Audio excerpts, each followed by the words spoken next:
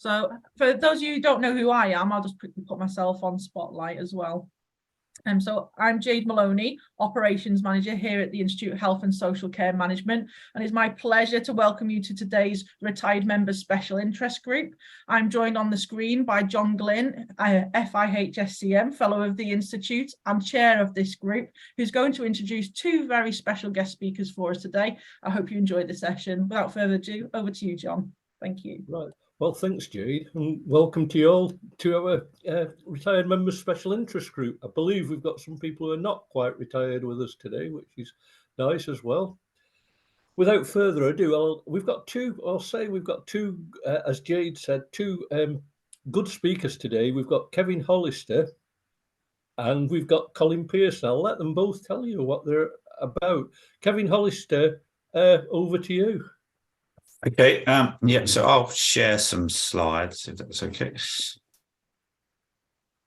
Okay, so I'll just do a quick intro. Can you see my slides okay? Is that coming through okay? We can, Kevin, yes. Yeah. Okay, so so quick introduction of myself. I'm an actuary by background. I'm not a financial advisor. If you don't know what an actuary is, I'm basically the kind of boring person that does all the maths behind pensions and so forth, estimates how long people may live and does all the maths behind the finances. And I worked for actuarial consultancies for a number of years, about 20, 25 years. And I was advising large pension schemes, defined benefit pension schemes, on having enough money to be able to pay out their pensioners when they retired. And I was advising companies as well on contributing into those pension schemes so that there was enough money for everybody when they retired. I've since left that area and now run our website, which is Guiide, which we provide to various different entities. And the aim of that is to effectively help people with a lot of the kind of financial questions around retirement and making sure they have enough income throughout their retirement to get what they want and to avoid running out of money. Okay, so probably why I'm here today and why I do a lot of this talking, and I must admit, I've shamelessly copied these slides from a recent topic I did with the Pensions and Lifetime Savings Association, but I thought they might be relevant today, just to give some kind of background on some of the areas, and then, it'd be good to get some specific questions if people have specific questions about their own situations and so forth, and what they need to think about. So this is kind of trying to give you an overview of the background, how things have changed and what I think people need to look at and consider now. So for a long period of time in the past, most pension provisions were what we called defined benefit, and they were the DB years. And lots of people regard those pensions as being gold plated and so forth. They were great for a number of reasons. One, you built up your benefits whilst you worked that we paid you in retirement. They got paid no matter what, so they were fully guaranteed. They got paid to you for all of your life as well, so it didn't matter if you lived to 120, you'd still be getting your pensions. But one of the other great things, I think, which doesn't get so much attention, is that you didn't really need to think about defined benefit pensions, because when you were working, you were just accruing those pensions and they were building up. And then when they came into payment, you needed to decide how much tax-free cash you wanted to take at retirement and if you wanted to reduce your pensions. But other than that, pretty much everything got done for you. You just got a payment coming in. There was no real flexibility as to how to take the benefits and so forth. So there was no need to think, as both as you were building up benefits and as you were taking your pension in retirement. And then defined contribution, or DC pensions, where you build up a pot of money and then you use that pot of money to provide an income in retirement, became much more of the norm, because defined benefit pensions became more costly for companies to provide. There was lots of risks associated with them and so forth, and many employers switched to defined contribution. So when you were building up those pensions, you did need to think. You needed to think about where to invest them, how much to contribute and so forth, because the amount of money that you would get at retirement wouldn't be guaranteed. But for most people, they had to take those pensions and they had to convert them into a guaranteed income for life, what was called an annuity, at the point of retirement. So you could take some tax-free cash and then you converted the rest of your pot into an income for life. And again, unlike defined benefit pensions, annuities got a bit of a bad press because people didn't like handing over a large sum of money, to get what seemed quite a derisory income each month from that large sum of money. And gradually they became less and less popular. But one of the great things about them, again, when you were in retirement, was that you didn't need to think. Essentially, the annuity company would pay out that income for the rest of your life. It would be increasing. It would have a spouse's benefit if that's what you'd chosen when you selected annuity. And then about 10 years ago now, all of that radically changed with the pension freedom. So with the pension freedoms, again, with your DC pots, your defined contribution pots, you could now take these however you choose to do so. So you could take them all as cash if you choose to do so. You could, again, still buy an annuity, although the sales of annuities went down to probably about 10% of what they were before. Or you could take the income each and every year, which is called drawdown, and use that income use your pot towards a long-term income. But the key difference there was if you took those routes, i.e. you didn't take the annuity route, even if you take the cash lump sum, you do need to think about what you are doing in retirement, and you need to manage those pots over the course of your retirement if you're using those towards a long-term income. Okay, so what do people need to think about? So what we like to say is that retirement isn't just about pensions. There are different elements of pensions that you can use, but it's about everything that you can use towards an income whilst you're in retirement. And any guidance that may be provided to you around pensions is useless if it's not holistic in its nature. So there are plenty of planners, calculators, whatever you choose to call them, that will say if you've got £100,000 pension pot that you've managed to accumulate, if you take X amount per year, you get Y% return. It will last for Z number of years. Is that as long as what you're expected to live for? But the problem is virtually everybody, and I'm talking like 90% plus of the population, will have other things to put towards their retirement. So taking that pot down needs to be understood in conjunction with everything else that you may have. So lots of people have DC defined contribution pensions, and they may have defined contribution pensions elsewhere as well that they can put all together so that they can draw them down from one place if they feel that that's more convenient to do so. Lots of people currently retiring or may have retired in the last few years will also have some defined benefit pensions from when they accrued those before they kind of faded out of popularity in providing those to employees. And virtually everyone will have a state pension of at least some amount.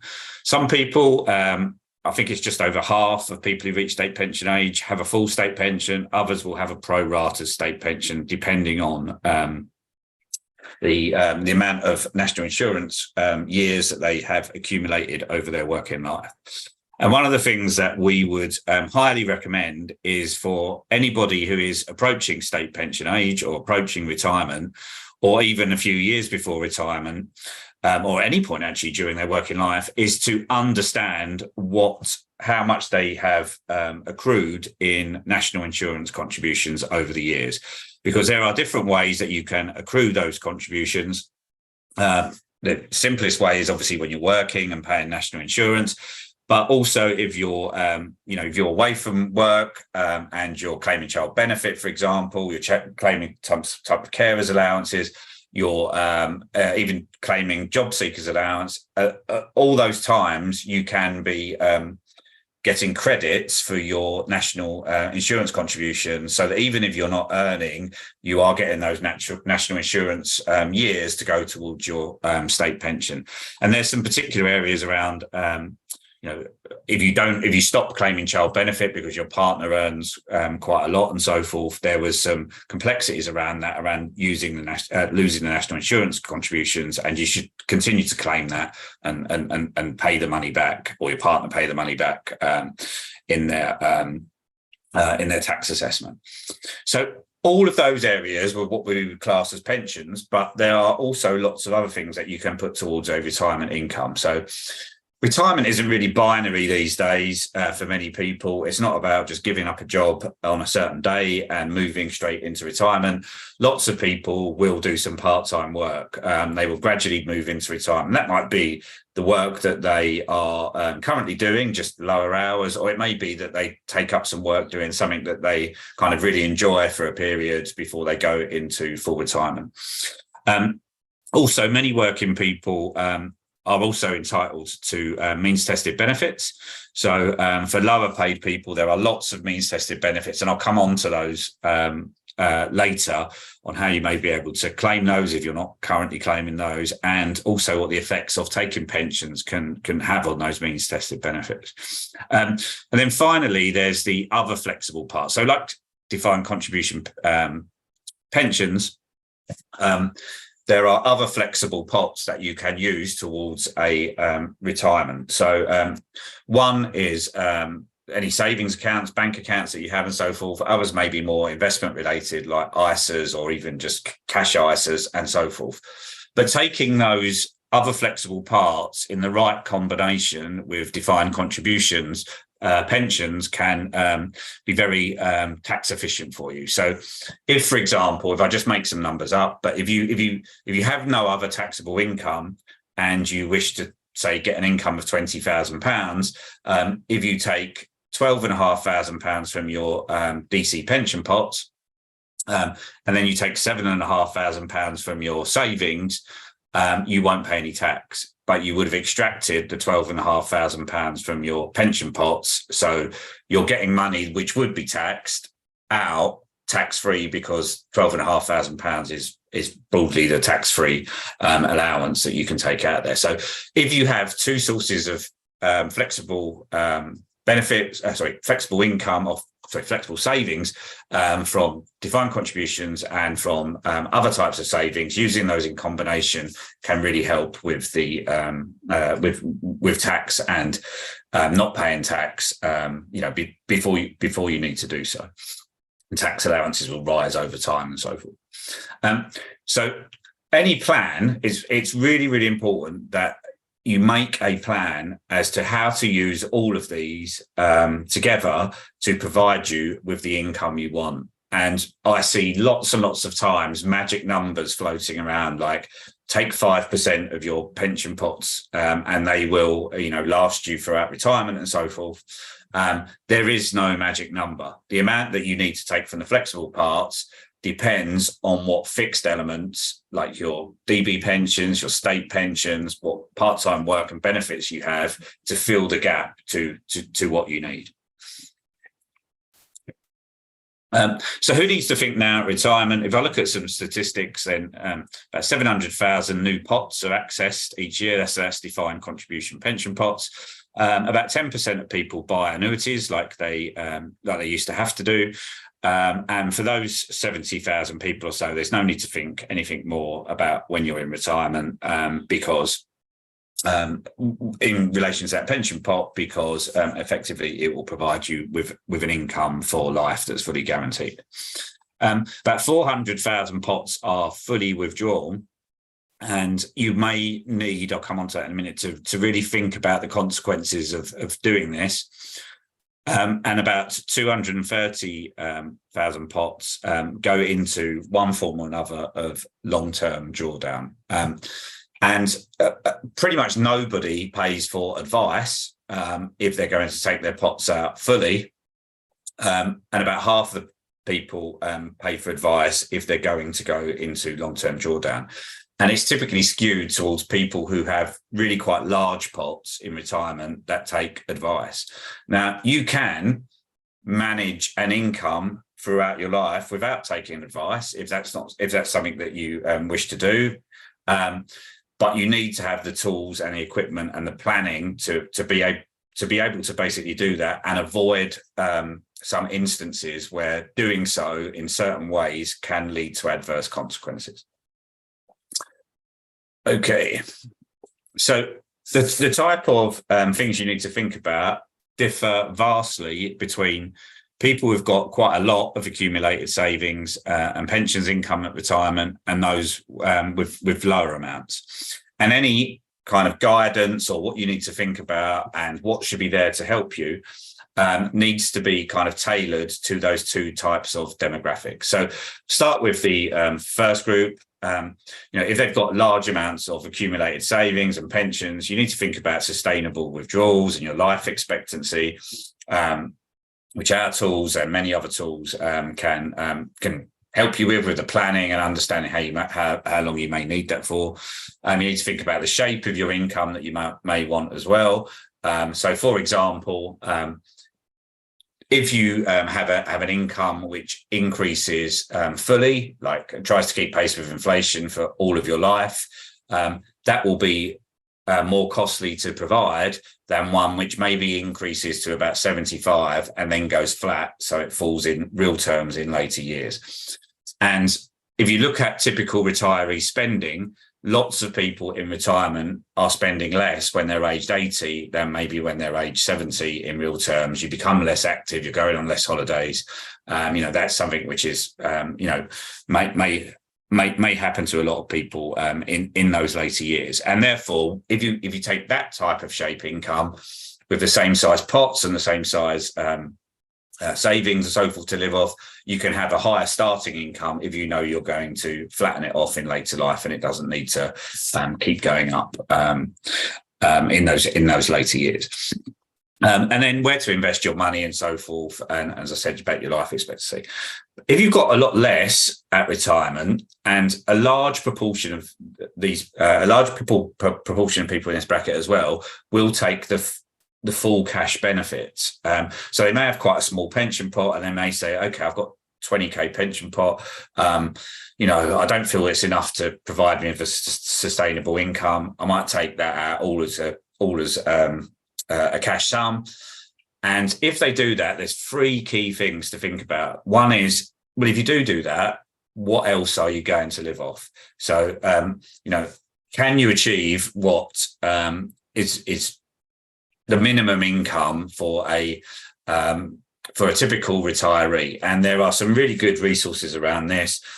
We use these resources in our site as well. The Pensions and Lifetime Saving Association derived a minimum, moderate and comfortable income that people would need in retirement. And essentially, you only really have to ask one other question, and that's, do you expect to live in London or retire in London and the Southeast because it's more expensive? Or, will you be retiring elsewhere? And then what type of income do you want to aim for? So if you're going to take all of the money as cash, you need to ensure that what else you've got, other savings, other pensions and so forth, would at least afford you that minimum income in retirement. And then there's tax as well. So if you take all of your pension in one go, will that have adverse tax consequences for you? So, will that push, are you still working when you do so? Will that push you into a higher tax band? And therefore, will withdrawing the money have really quite adverse tax consequences, and the net money that you take out be a lot less? And then the final one, which a lot of people don't understand and isn't really explained to people really well, is if you start to take cash, if you take the money all as cash or even as an income at retirement, and you're currently entitled to some means-tested benefits, then how you take that money and how you spend it can have a really large effect on your means-tested benefits. And a simple example is, if I take the example before, I take the £20,000 out of my pension pot, after tax, I might be left with £15,000 or so, and I put that in my bank account, I will no longer qualify for means-tested benefits because I've got more than £12,000 in savings. Now, if I'm going to take that £15,000 and pay off some debt, I'm going to spend it all in one go, it won't affect my means-tested benefits. If I start to take that £15,000 as an income, again, before state pension age, that can really affect people's means-tested benefits. So For people who are working still entitled to some means tested benefits, it is really, really crucial to understand the effect, not just on tax, but the effect on the means tested benefits as well, if you're going to not spend the money straight away. So what do we find that people really need help thinking about? We find that people can really easily enter numbers that they know. So the value of their pension pots, what they're likely to get from their DB pension and so forth. But they really struggle to understand numbers that they don't know. And the key examples are, what you may need in retirement as an income. And as I say, there's some really good work on that. You can answer a couple of questions and then get a anchor for what might be a reasonable figure if you want a minimum, moderate, comfortable type income. You can get an anchor for what might be a reasonable rate of return given the risk that you're willing to take, and you can put that into a calculator as well to basically understand that. So it's really difficult for people to say, well, how much income will I need or what type of return I need? But if you can get an idea from answering a couple of questions, such as, what type of retirement lifestyle do you want, or how much risk are you willing to take? And then say, oh, maybe I'll take 10% less, or I'll be happy with 10% more than that, or that return looks okay, but maybe I'll be a bit cautious and be a bit lower. That can be really helpful to people. And we find that giving people the answers rather than a lot of variables to play with is much preferred by people. So, for example, if you can't get all the income in our tools that you want, we will just say, well, there's two ways to solve this. Do you want to pay in some more where you're still paying contributions, or do you want to take less? And then we solve for how much less you would have to take on more than what you'd have to pay in. And then finally, I'll run through this quite quickly, conscious of time, but this is what we see from people who hundreds of thousands of people come through our tools, so we get a good idea of what people are looking for, and what they feel, what they feed back to us.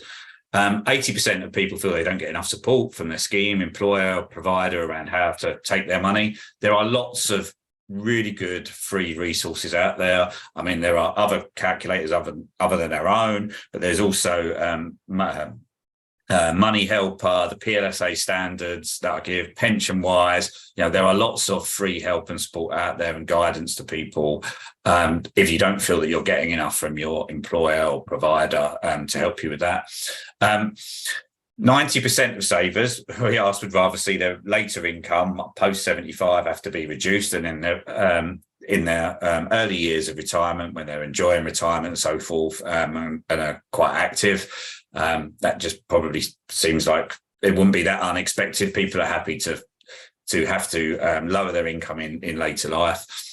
I'll come on to the bottom ones. Now, only 5% of people don't know where their old pots are. So there's a lot of effort being made into trying to find people's old pots and so forth. But we generally find that 95% of people either know where their pots are, know where their pensions are, and have all the login details to be able to access it, or they know where they are, they don't know all those login details, but it's really quite simple to basically allow other people to find that information and provide it to you.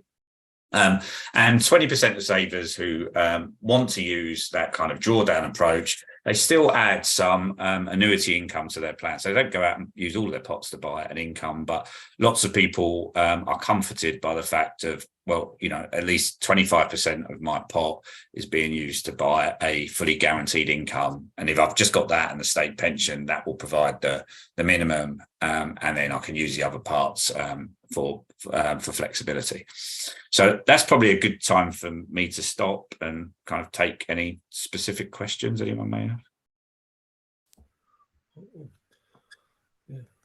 Thanks, Kevin. That's really interesting. Have we got some questions come in, Guiide? Do you think on did I see Phil Hawthorne's name raised somewhere? You did, John. I'm just going to stop your screen share a moment, Kevin, so I can see everybody on the screen. Yeah. There we go. We've got a comment from Phil rather than a question. So Phil uses his credit card for 99% of his purchases, making it quite easy to look at the spend by categories to help when it comes to the discussion with IFA. So that's I must say, Phil, did you want to add any more comment to that? Am I off mute? Can't seem to make it go. Yeah, right. Okay. Yeah, I think it still takes a few hours to work it all out. But if you have a standard form like is on Guide, it does make it easier. And then it's much easier to work out how much you need to draw down or have as income or whatever from what you've accumulated. I've always done that. I've had a credit card since I was 21, which is more than 10 years now.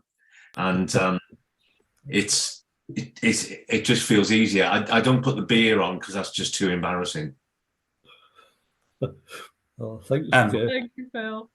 Yeah, so I suppose whilst you're working, it's really quite simple to see where your income's coming from, because most people work for one employer and it comes directly from there. What we do in Guide is that we look at where the income is going to come from in retirement for all those different sources. I would envisage in future that, like you've said there, getting an idea. So we're giving an idea of expenditure that you may want, but over time, if you refine that, because you've got a much better idea of that expenditure because you're doing something like that, and basically, logging it all on a credit card and so forth, that will give you a much better idea of your actual expenditure, compared to anything that we can guess at. So I would envisage that kind of tools like ours and others will link the expenditure and the income side maybe in later years. Give people cards, you can see what you spent, and then you can then start to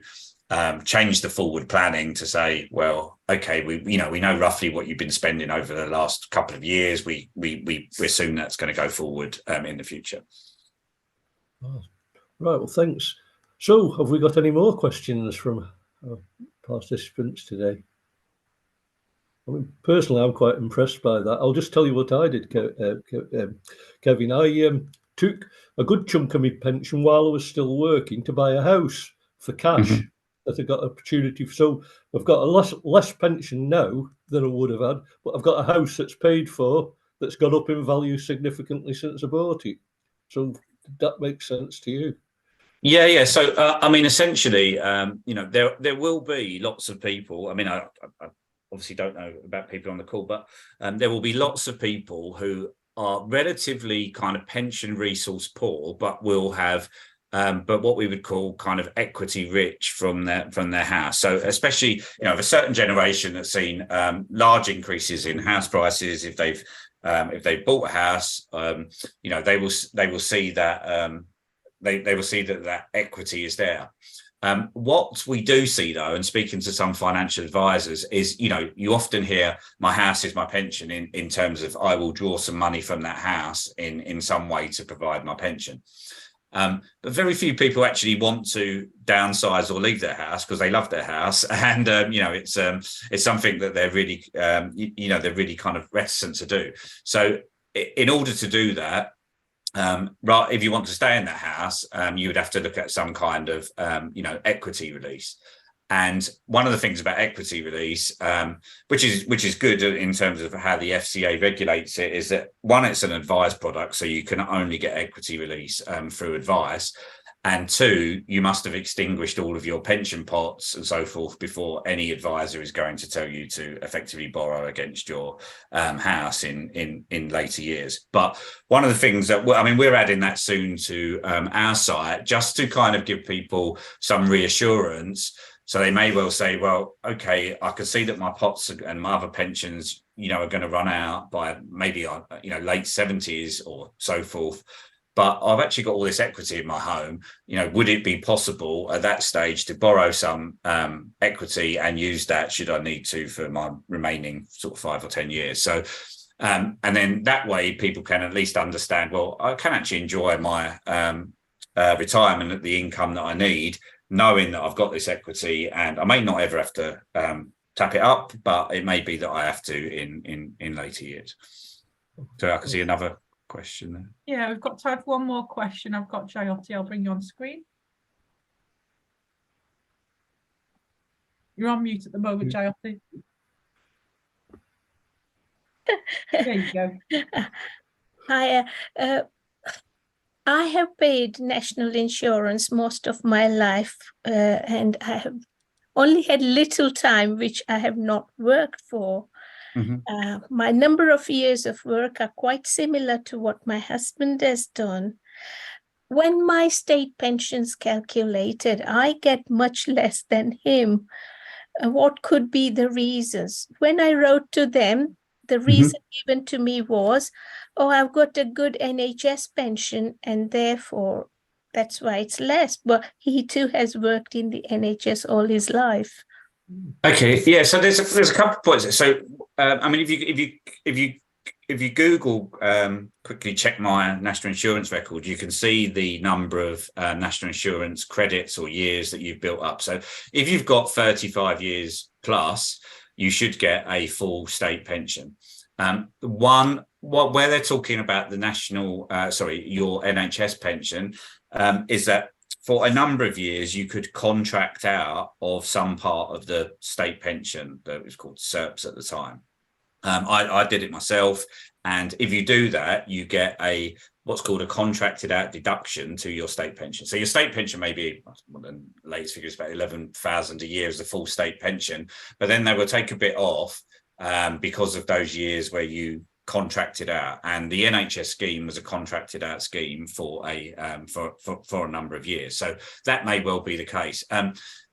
It's and what they sort of say is, well, and it's kind of true to some extent, is that in those contracted out years, the NHS pension built up a kind of segment of it, which was called guaranteed minimum pension, which was intended to replace what you were giving up from the state. So in some ways, the NHS does pay you some effectively what you're losing from the state, but it's kind of all bundled up in the pension that you get from the NHS in any case. So it's a bit like myself. I was contracted out for a number of years, not in a final salary scheme or defined benefit scheme, but in a defined contribution scheme. I paid less national insurance,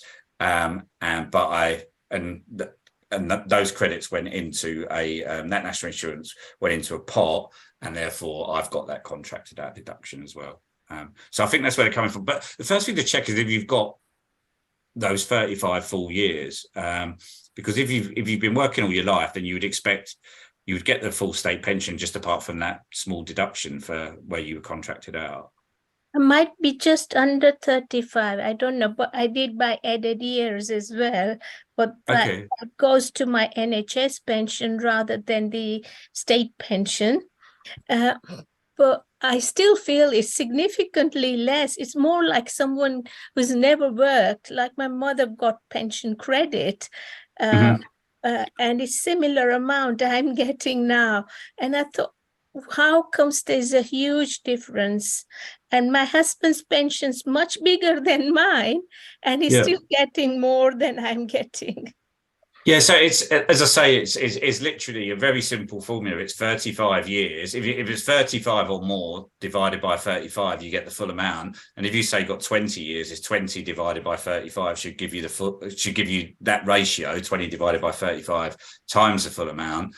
And then there's this deduction which comes about through these contracted out years. But if you Google my state pension forecast, or if it's in payment now, they should be able to give you an explanation of exactly how it was calculated. So I did that. I got my calculation before I agreed to take it. I wrote to them as well. And I got a long letter, which I found it absolutely hard to understand. It took about 1 year to get a response from them. But at the end of it, I'm no wiser. And how can I know if I had any contracted NHS years? Well, all the time you were in the NHS pension scheme up until contracted out finish, you would have been contracted out whilst a member of that scheme. So if you were in the NHS for, say, so contract out finished in about 2005, I think 2007, something like that. But if you were saying the NHS for those 20 years before that, then you would have quite a significant contracted out deduction. Yeah, because 1980 to that time, I have been in NHS except for 1.5 years when I took a year out to study and all. Yeah. Yeah. So that's what I reckon it is. The contracted out deduction for all of those years because you've been in there for so long. So Kevin, would I be at a loss by doing that? Just conscious of time, so we can leave the question there. Kevin, would you mind sharing your contact details or of somebody within Guide that Jyoti could possibly speak to? Yeah. If you're happy to share information with me, I'm more than happy. We do have a partner with Guide, Jyoti, so I'm sure they can support you with some further questions. I'm just conscious that we've got our second speaker and we've only got this meeting till 12 o'clock. So thank you so much, Kevin, for coming and speaking today. For those that joined late to the session, we've recorded, so you will be able to catch up. Kevin, if you can share some details in the chat of who our members can reach out to with any questions, that'd be great. I've also posted a link myself to information about our partnership with Guide, so you can find out more. Thank you so much, both. And thank you. I was impressed, Kevin, with your speaking. It's smashing. Just like to say, we've got a regular attendee at our retired members group, and that's Colin Pearson, and he's going to talk about retiring abroad and his experiences with retiring abroad. Welcome, Colin. Hi, Jade's going to put my slides up, hopefully. Yes, we don't actually have sangria in North Cyprus, but I thought it sort of rhymed quite well, Sunsea and sangria. I am very glad, having listened to Keith's presentation, that I have just simple NHS and state pensions to worry about, not defined pots. Okay, the next slide is just why I'm where I am. If you'd like to just run the video, if it runs. This is started out as a small project, but has ended up, my wife likes building things, and this is actually where I live on North Cyprus. I'm trying not to be too ostentatious, but it just gives you an example of potentially where you can reside and the opportunities, because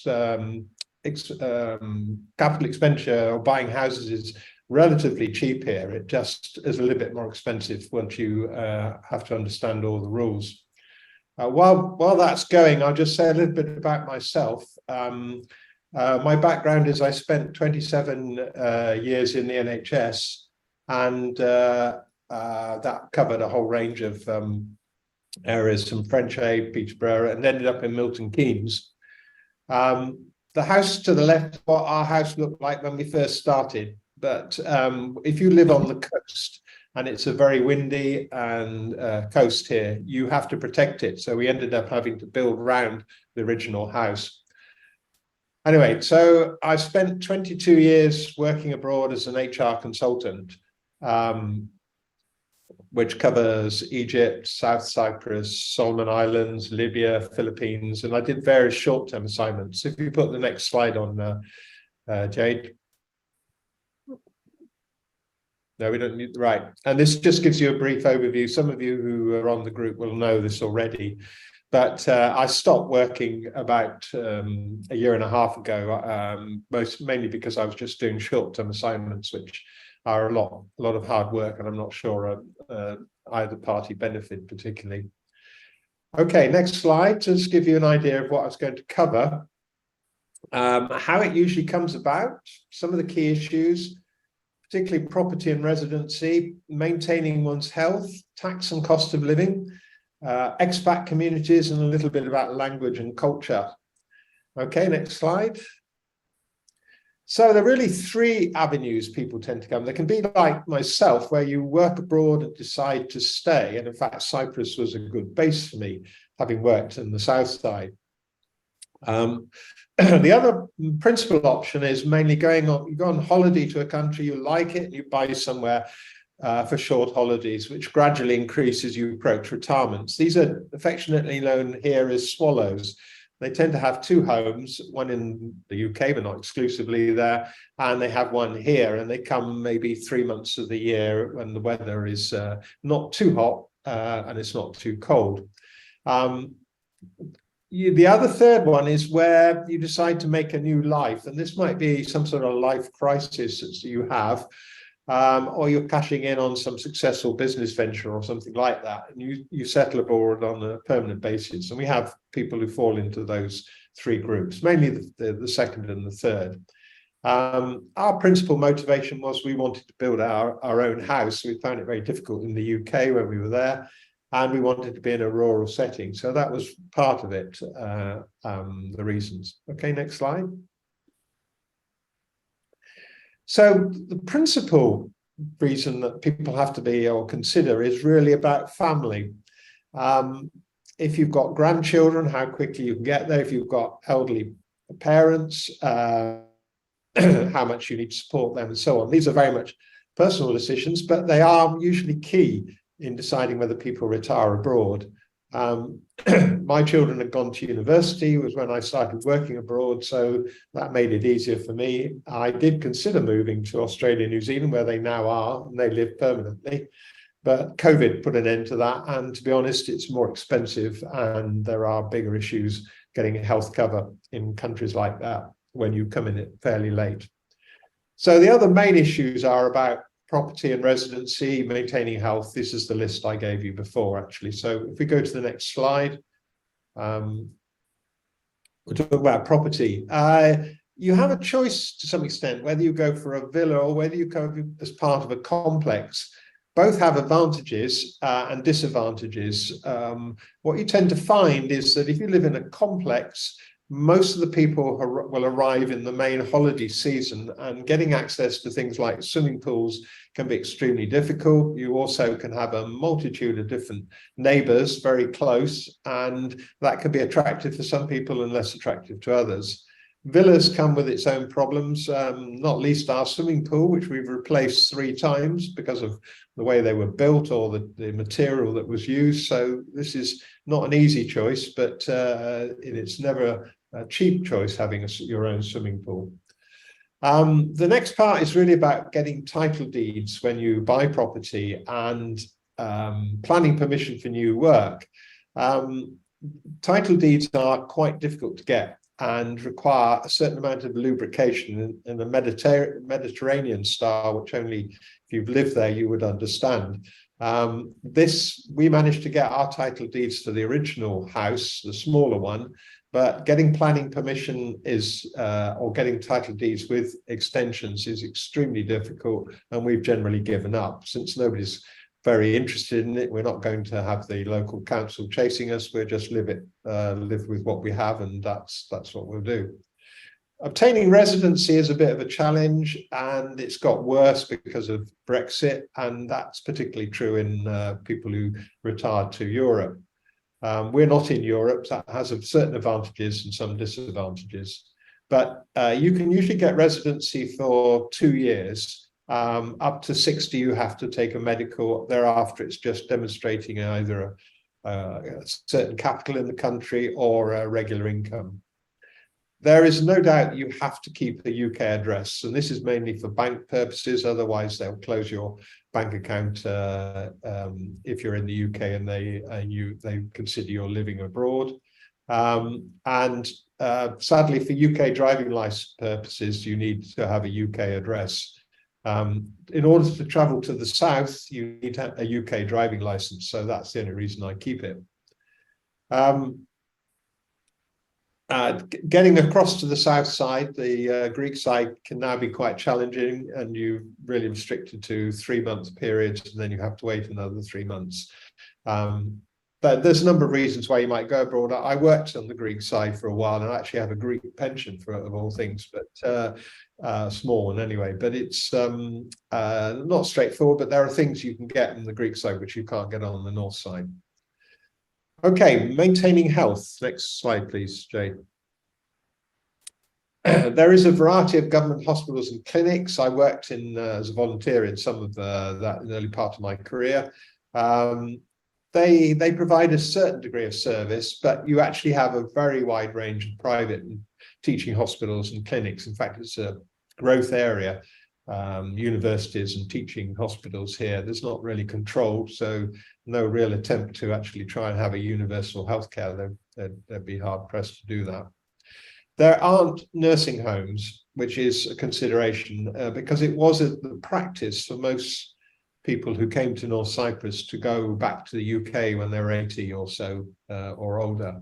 The reality is it's probably quite difficult to do that now in the UK if you've been out and getting access. So we have to have alternative strategies for dealing with that. You can utilise the hospitals because the cost of staying in the hospitals is not so expensive.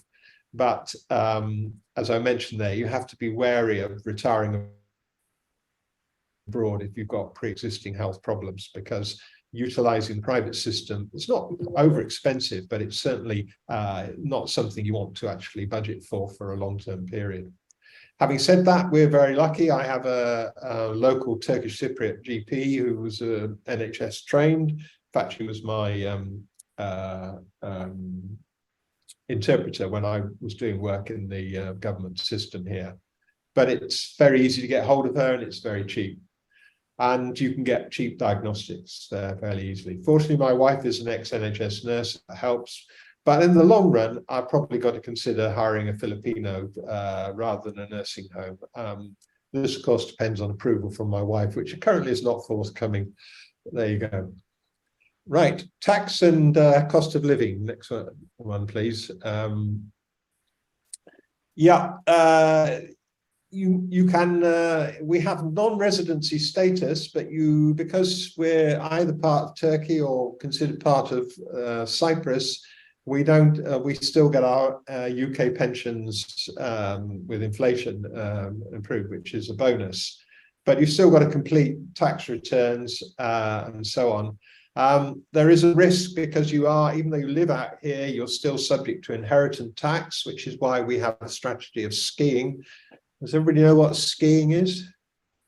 Spending your kids' inheritance, just for the uninitiated. But anyway, banks, you have to be a little bit cautious about that. But one of the benefits in North Cyprus is you don't really pay any local tax, because other than on what you spend, because you don't have any income as such. You bring money in, but it doesn't count as income for Turkish Cypriot purposes. Having said that, inflation in Turkey is a big problem, and that affects North Cyprus, 65%. But the exchange rate has really deteriorated from 4 Turkish lira to the pound in 2004 when we first came here to 36 now. If you live on an island, and that's true of a lot of places, expect to pay about 10% more for imported goods. But generally here we have low petrol, alcohol, dining out, wages are low, and that's one of the reasons why it is cheaper to live here. Electrical supply can be a problem. There is only one electrical supplier at the moment, which is quasi-government owned. We're due to get as we've had water coming from Turkey, we're due to get an electrical pipeline in about 3 years. That will make a big difference. But as you've seen, if you have solar, it's a huge advantage. My electricity bills are £4 a month for running that house. And as a result of that, I'm planning to try and get a plug-in hybrid, of which there's a 20% import tax you have to pay. So that's one of the downsides of living in some countries, that you do have to pay these things. Expat communities. Next slide, please, Jade. It's pretty easy finding friends, usually not difficult at all. But Cyprus is no longer the preserve of British expats. We now have Ukraine, Russian, allegedly living peacefully alongside each other. They both have a motivation of having both escaped conscription, I suspect, or the equivalent. A large number of Germans, because of the being outside the EU and the tax laws in Germany, and Israel also all predominate now. We have a British Resident Society, which is doing its best to try and help persuade the British government to recognise North Cyprus, or at least give us direct flights. And there's a Foreign Residents Association, which is mostly German. Now, both those organisations and also the Anglo-Turkish Society organise various trips abroad, sometimes in Turkey, but often further afield.